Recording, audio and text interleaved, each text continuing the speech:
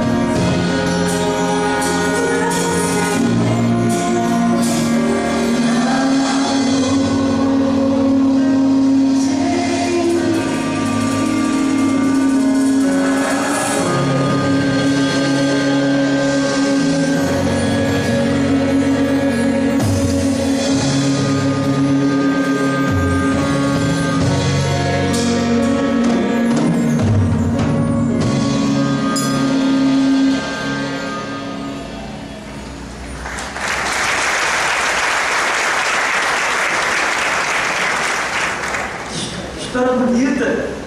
José, Maria. Ai, Jesus, os anjos cantando, eu acho que eu já posso começar a ouvir. Ai, meu Deus, eu tô ficando maluco. Que história bonita. Por que ninguém nunca me contou isso? Ah, eu preciso conversar com o mensageiro. Mensageiro, volta aqui!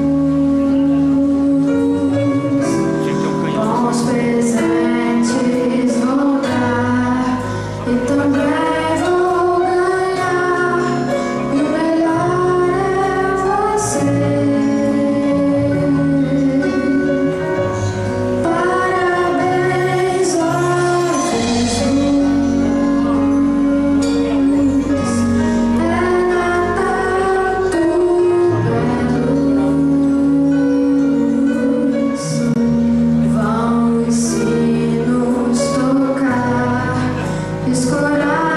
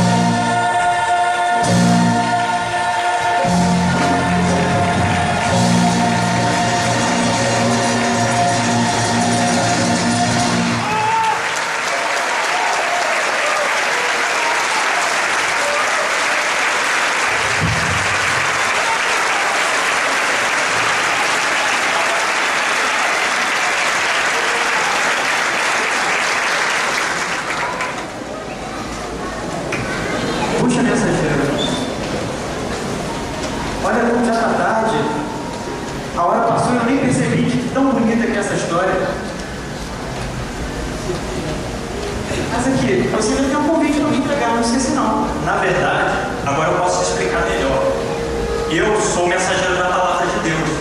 E o convite que eu trago para você é o convite da esperança. A esperança que Jesus quer trazer para você. Você aceita esse convite? Mas é claro, Jesus, a esperança, nasceu hoje em meu coração. Muito obrigado, mensageiro. Muito obrigado. Agora eu posso conhecer esse verdadeiro Jesus, esse nome que é poder, nome que é amor, nome que é verdade. Esse nome traz esperança. Obrigado, mensageiro. Muito obrigado.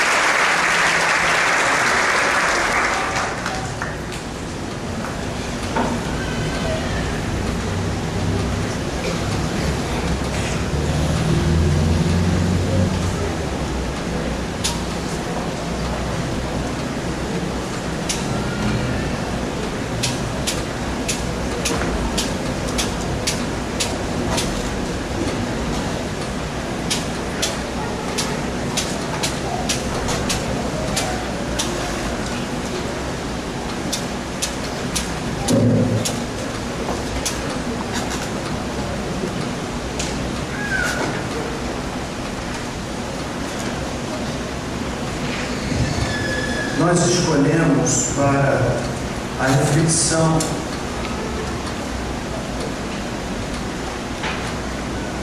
desse Natal o tema esperança. E nós buscamos construir todo o enredo do musical de Natal com toda a equipe aqui presente, como dito, já mais de 200 pessoas em torno desse tema. porque entendemos que certamente é a necessidade maior, não só desta, como de qualquer época. Necessidade de esperança. E eu escolhi um texto para a nossa rápida meditação, que está no livro de Atos, capítulo 16, verso 25, ao versículo de número 34, que diz o seguinte: pela meia-noite, Paulo e Silas oravam e cantavam hinos a Deus, enquanto os outros presos os escutavam.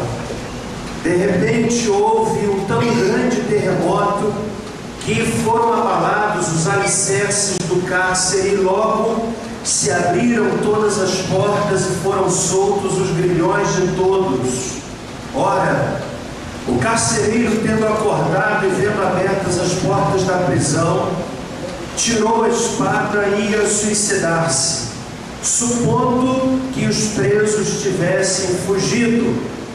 Mas Paulo bradou em alta voz, dizendo: não te faças nenhum mal, porque todos aqui estamos.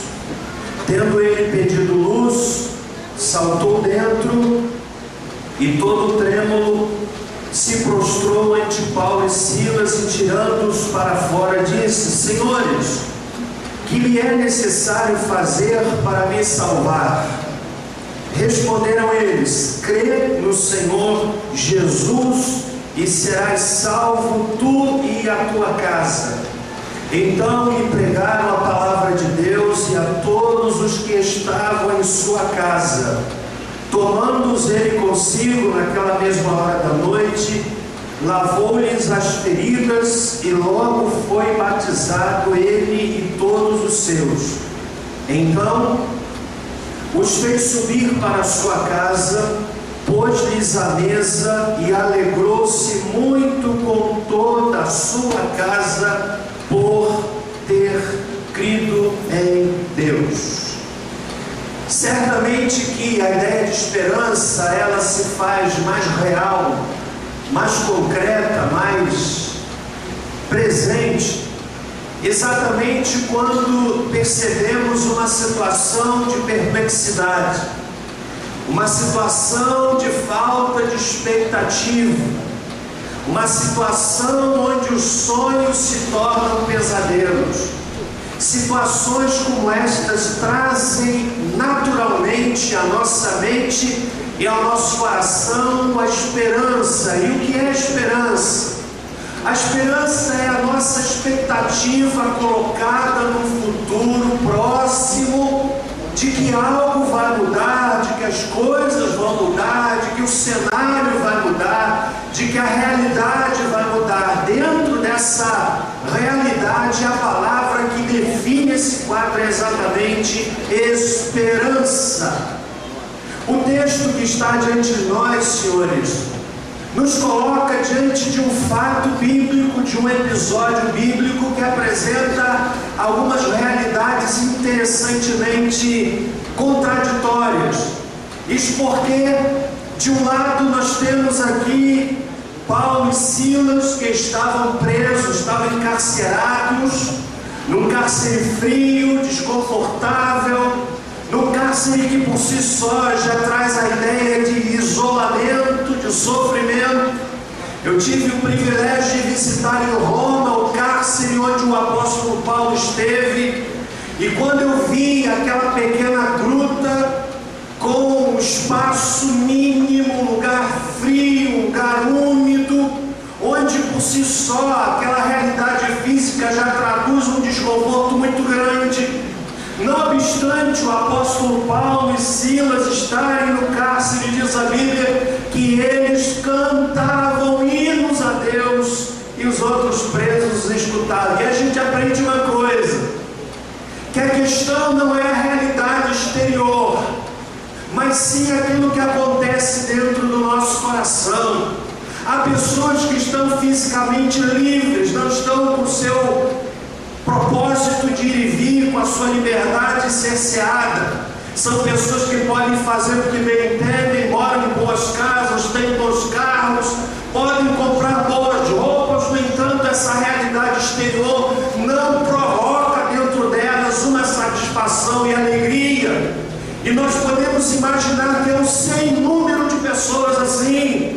gente com um buraco dentro do coração, gente que vive de alegrias passageiras, gente que vive de satisfação temporária, a satisfação de um presente que se ganha, de uma casa que se compra, de um carro que se compra, mas daqui a pouco a satisfação vai embora e o indivíduo começa a ser empurrado para uma outra coisa que possa assim manter a sua alegria.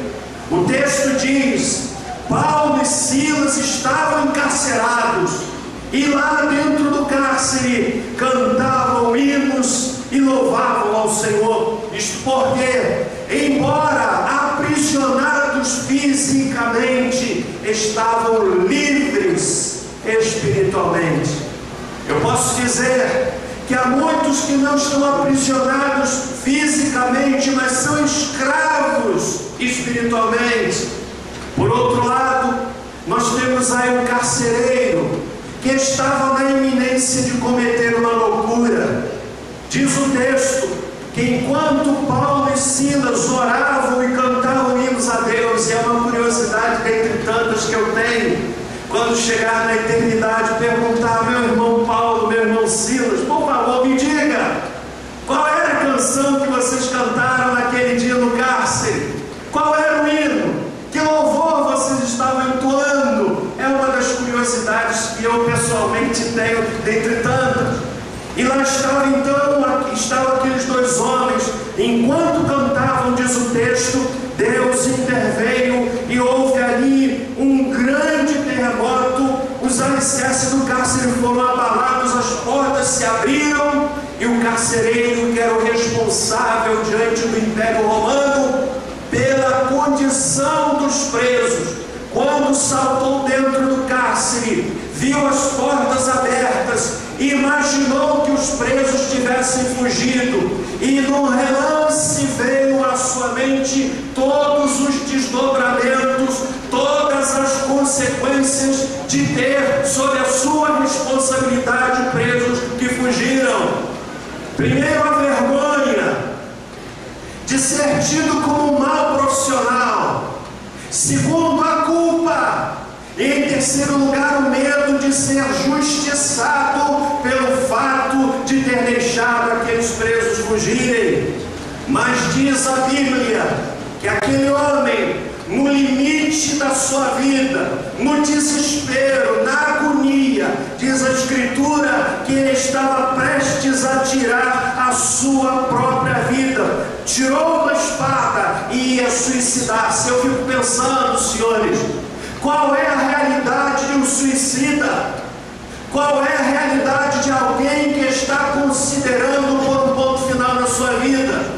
Eu posso dizer que a realidade de um suicida é sim a realidade de alguém que não tem esperança. E quando o indivíduo não tem esperança, ele começa a namorar a morte. O sonhador, por exemplo, ele é a antítese do suicida. O suicida não tem sonhos. O sonho do suicida, ele vai até o limite, até o momento, até a condição, até a maneira com a qual ele vai dar cabo da sua existência. E diz a Bíblia que aquele carcereiro tirou a espada, estava prestes a se matar. E Paulo e Silas bradaram para ele, dizendo: não te faças nenhum mal, porque todos aqui estamos. Verso 29, pediu luz, saltou dentro, todo trêmulo, se prostrou ante Paulo e Silas, e tirando-os para fora, disse-lhes: olhem que pergunta fantástica, senhores, que lhe é necessário fazer para eu me salvar? E vem a resposta mais retumbante de toda a Bíblia: crê no Senhor Jesus e serás salvo, tu e a tua casa. Significa dizer para aquele carcereiro: abra o seu coração para Jesus, e o seu desespero, a sua falta de esperança, a sua falta de expectativa, a sua falta de sonhos, tudo isso vai ser substituído por alegria, por vida, por paz, por esperança. E aquele homem então disse: creio em Jesus. Ele creu em Jesus. Ele creu em Jesus. E a palavra do Senhor diz que de suicida ele se tornou um homem feliz, porque está no verso de número 34. Então o fez subir para a sua casa, pôs-lhes a mesa e, olha o que diz a Bíblia, alegrou-se muito com toda a sua casa, por ter crido em Deus. É uma alegria que só experimenta quem entrega a sua vida a Jesus. É a alegria que independe do cenário exterior. É a alegria que não sobrevive por conta daquilo que nos acontece exteriormente. É a alegria que brota no coração de Deus e desemboca no coração do ser humano. Meu amigo, eu quero dizer para você uma coisa: todo este evento, feito por pessoas amadoras, tem uma única finalidade: dizer para você que Jesus ama você, que o vazio do seu coração pode ser preenchido, que esse anseio dentro da sua alma pode ser satisfeito. Você e eu fomos criados para nos relacionarmos com Deus. Você e eu fomos criados para adorarmos a Deus.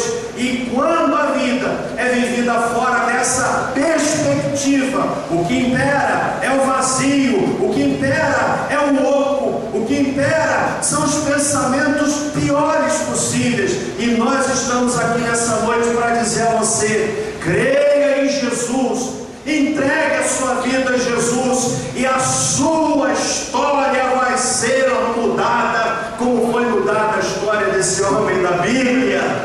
Não é conto da carochinha, não é uma história, não é uma ficção, é um fato real. Qualquer pessoa, em qualquer parte do planeta, que se disponha a abrir o seu coração e deixar Jesus entrar, vai experimentar o que este homem experimentou, vai experimentar o que milhares de pessoas ao redor do planeta têm experimentado. Diz a Bíblia: alegrou-se muito com toda a sua casa por ter crido em Deus. Mas talvez você me diga: pastor, eu creio em Deus. Eu acredito que é um pressuposto natural. Você que veio a uma igreja, você que aceitou um convite, veio a uma igreja, veio com expectativa de ouvir alguma coisa de Deus, porque tem alguma ligação. Você não veio, por exemplo, aqui esperando ouvir um show qualquer.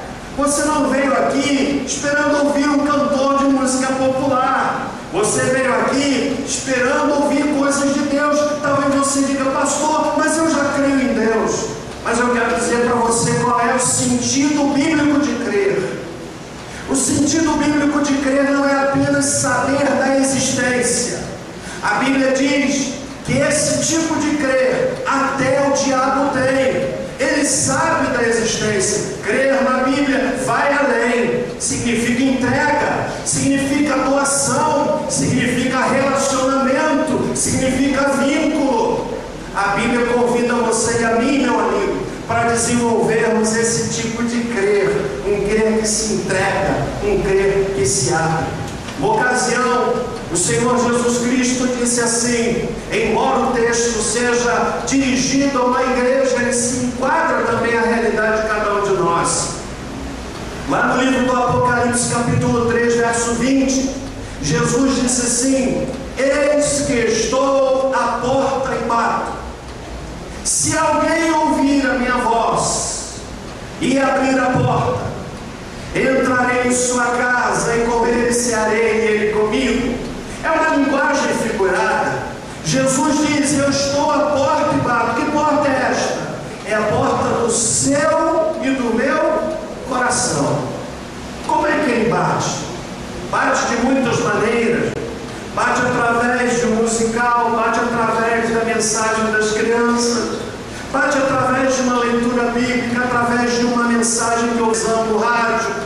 Eu me lembro muito bem uma história que eu ouvi do saudoso pastor Nilson do Amaral Fanini. Ele nos contou numa pregação que em certa ocasião ele pregava na igreja, e enquanto ele pregava lá na igreja, o culto sendo transmitido, na casa de um indivíduo desesperado, havia sofrido uma tragédia dentro da sua família, e dentro do seu coração brotou um sentimento de ódio, um sentimento de vingança, um sentimento de morte.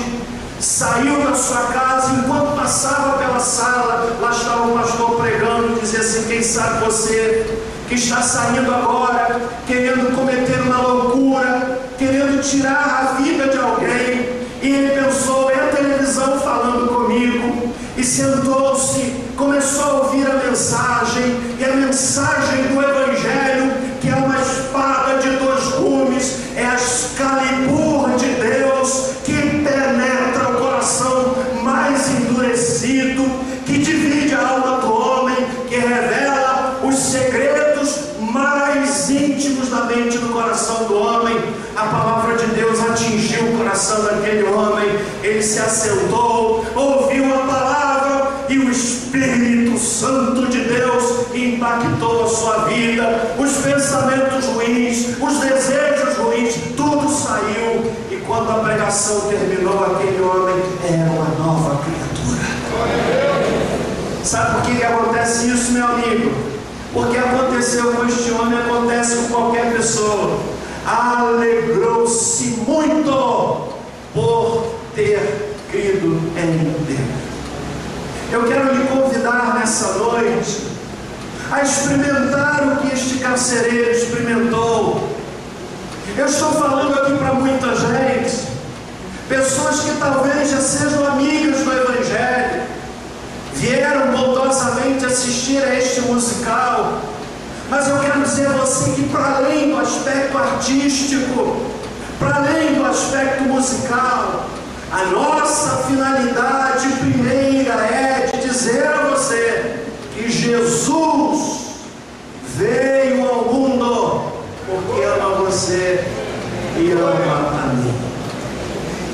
Jesus disse: estou à porta e bato, se alguém ouvir, entrarei em sua casa e com ele cearei e ele comigo.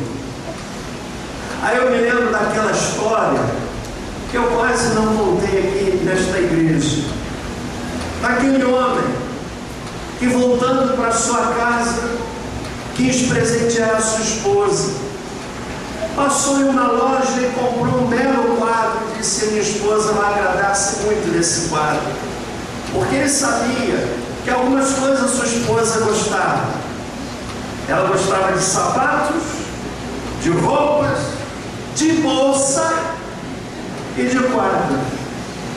Levou um quadro muito bonito, era uma paisagem campestre muito bonita, e ali, no meio daquele quadro, a pintura de uma bela casa, uma bela mansão.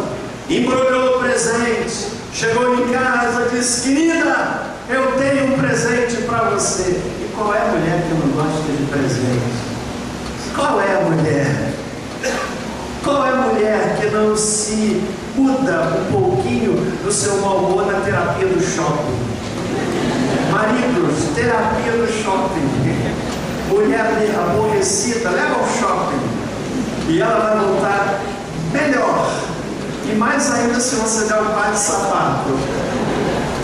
Chegando em casa, a esposa, ávida por ver o que estava naquele embrulho, abriu era um quadro. E como toda mulher que observa detalhes, ela viu aquele quadro e disse: querido, que quadro bonito, que pintura bonita, mas você não vê que falta um detalhe nessa pintura? É coisa de mulher mesmo. Ela disse assim: você não vê que na pintura desta mansão, na porta principal da pintura da mansão, falta a maçaneta? Olha que coisa de mulher. E o marido coisa de homem, que tem sempre uma palavra pronta. Ele disse assim: querida, não falta não, é porque a maçaneta dessa porta está no lado de dentro. Saída de mestre. É assim com o coração. Jesus bate, ele não arromba. Tem gente que pensa assim: se eu entrar na igreja dos crentes, eu vou sair crente, então eu não vou. Meu amigo, não é assim não. Não pega por contato, não pega por contágio. É fundamental que você abra o seu coração. É individual, é pessoal, precisa ser sincero. Ninguém tem autoridade de arrombar o seu coração. Deus não age dessa maneira, ele bate a porta do coração. E Jesus disse: se alguém ouvir e abrir, olha a promessa que ele faz: entrarei em sua casa. Sabe o que é isso? É Jesus entrando na vida. E diz mais, ele diz assim: com ele cearei e ele comigo. Você sabe qual é o sentido de ceia? Ninguém faz ceia para comemorar uma tragédia. Ninguém convoca uma celebração festiva para comemorar a morte de uma pessoa querida. É uma coisa contraditória. Ceia é celebração festiva, é júbilo. Jesus disse: eu entrarei em sua casa, com ele cearei e ele comigo. Jesus está dizendo a festa do coração do homem quando ele entra. O homem do texto bíblico experimentou isso. Eu vou ler outra vez. Então os fez subir para a sua casa, pôs-lhes à mesa. Olha, o homem que estava prestes a se matar, e alegrou-se muito. Gente, num momento o homem era um suicida em potencial. Em outro momento, o homem explodindo de alegria. Ele, toda a sua casa, por ter crido em Deus. Eu quero convidar você a fazer o mesmo que este homem fez. Quero convidar você a abrir o seu coração para Jesus entrar. Desarme-se. Talvez você tenha vindo aqui ainda um pouco armado, pensando assim: eu já tenho a minha religião. Não estou falando de religião. Afinal, eu tenho uma tradição, não estou falando disso. Senhores, na verdade, nada disso tem efeito para Deus. Na verdade, a tradição pode ser um jugo, uma corrente pesada sobre a vida de muitas pessoas. Eu estou falando de relacionamento. O que Jesus quer é entrar na sua vida. Eu quero lhe convidar a deixar de lado os preconceitos. Eu quero lhe convidar a se desarmar. Isto é, você vem aqui dizendo: eu vou ouvir, mas eu não vou me envolver. Meu amigo, eu quero ser você que depende de você a sua história ser mudada. Abra o seu coração, deixe Jesus entrar, convide-o para habitar na sua vida, e você vai experimentar a mesma alegria que este homem experimentou. Quantos aqui já experimentaram isso? Eu levantei bem alto sua mão. Todas essas pessoas estão aqui corroborando, testificando, afirmando, comprovando que não é conto da carochinha, é verdade. Eu quero lhe convidar: abra o seu coração, abra o seu coração, abra o seu coração. Você tem um vazio dentro da sua alma, não é verdade? Tem sede de Deus. É assim mesmo, você foi criado para Ele. Todos nós temos sede de Deus. Deus ama você e deu seu Filho Jesus para salvar cada um de nós. Eu quero lhe convidar nessa noite a entregar a sua vida a Cristo. Curve a sua cabeça, por favor. Senhor Deus, obrigado porque no Natal nós temos a oportunidade de celebrarmos o nascimento do Salvador, um nascimento na história. Há quase 2000 anos atrás, a entrada na história do Salvador.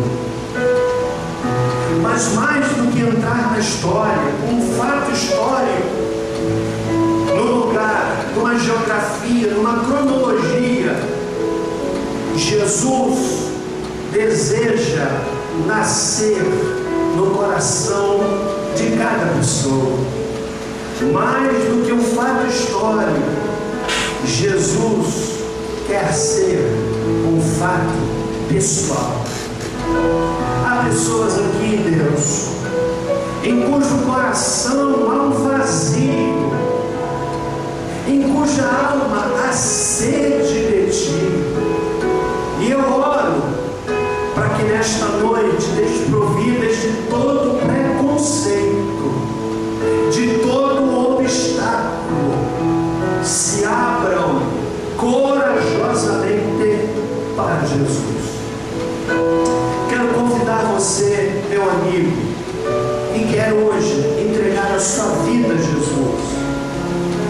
Curve a sua cabeça, feche os seus olhos. Se você quer fazer isso, ore comigo.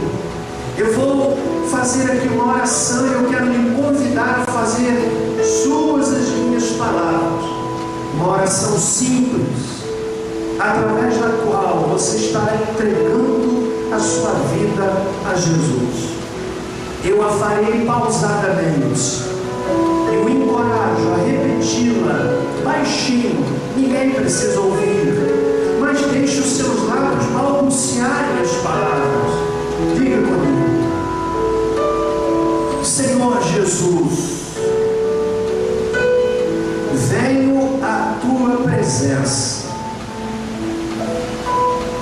Sei que tenho pecado, e nesta hora, humildemente, eu me arrependo de todos os meus pecados e peço ao Senhor que me perdoe. Diga ainda comigo: Senhor Jesus, eu convido o Senhor a habitar no meu coração. Senhor Jesus, eu abro o meu coração para o Senhor entrar. Eu entrego a Ti a minha vida. Obrigado, porque o Senhor me ama, porque o Senhor me perdoa, porque o Senhor me recebe. Deus, Tu ouvistes aqueles que oraram comigo. Eu vou convidá-los a expressar de uma forma visível a decisão que estão fazendo no coração. Toda a igreja não. O Senhor orou comigo. Você quer entregar sua vida a Jesus? Quer abrir sua vida para Jesus?